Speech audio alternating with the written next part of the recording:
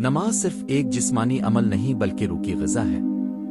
جیسے جسم کے لیے خوراک ضروری ہے ویسے ہی روح کے لیے نماز ضروری ہے۔ ایک دن میں 5 وقت اللہ کے سامنے جھکنا انسان کو عاجزی، صبر، شکر، اطاعت اور اخلاص سکھاتا ہے۔ جب ایک بندہ سجدے میں جاتا ہے تو وہ اللہ کے سب سے زیادہ قریب ہوتا ہے۔ یہی قربت انسان کے دل کو سکون، ذہن کو راحت اور زندگی کو مقصد عطا کرتی ہے۔ قرآن مجید میں اللہ تعالیٰ نے کئی جگہ نماز کا حکم دیا ہے۔ سورہ البقرہ میں فرمایا، نماز قائم کرو اور ذکو دو اور رکوع کرنے والوں کے ساتھ رکوع کرو۔ البقرہ 43۔ اسی طرح سورہ العنکبوت میں فرمایا گیا، یقیناً نماز بے حیائی اور برائی سے روکتی ہے۔ العنکبوت 45۔ یہ آیات ہمیں بتاتی ہیں کہ نماز صرف ایک عبادت ہی نہیں بلکہ انسان کی زندگی میں مثبت تبدیلی لاتی ہے۔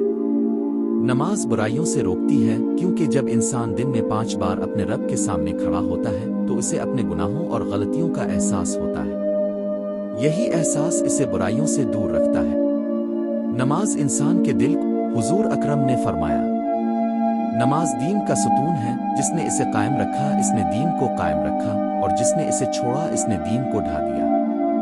بیاقی سوچنے کی بات یہ ہے کہ جب نبی جو اللہ کے سب سے محبوب بندے ہیں وہ بھی نماز کو کبھی ترک نہیں کرتے تو ہم کس طرح اس عبادت کو چھوڑنے کی جرأت کرتے ہیں۔ نماز کی پابندی نہ کرنے والوں کے بارے میں بھی سخت وعید آئی ہے۔ سورہ الماؤن میں اللہ فرماتا ہے، بس ان نمازیوں کے لیے ہلاکت ہے جو اپنی نماز سے غفلت برتتے ہیں۔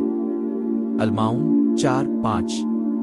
افسوس کے ساتھ کہنا پڑتا ہے کہ آج بہت سے مسلمان صرف جمعہ یا عید کی نماز پڑھتے ہیں اب پھر کسی مشکل وقت میں ہی اللہ کو یاد کرتے ہیں، حالانکہ اللہ نے نماز کو ایک وقت کی ترتیب سے فرض کیا ہے تاکہ انسان کا ہر لمحہ اللہ کی یاد سے جڑا رہے۔ اگر ہم دنیا کے کاموں کے لیے وقت نکال سکتے ہیں تو اللہ کے لیے وقت کیوں نہیں نکال سکتے؟ اگر ہماری صبح موبائل، سوشل میڈیا یا کاروبار کے ساتھ شروع ہوتی ہے تو فجر کی نماز کیوں نہیں؟ نماز ترک کرنے کے دنیاوی نقصانات کے ساتھ ساتھ آخرت کے نقصانات بھی شدید ہیں۔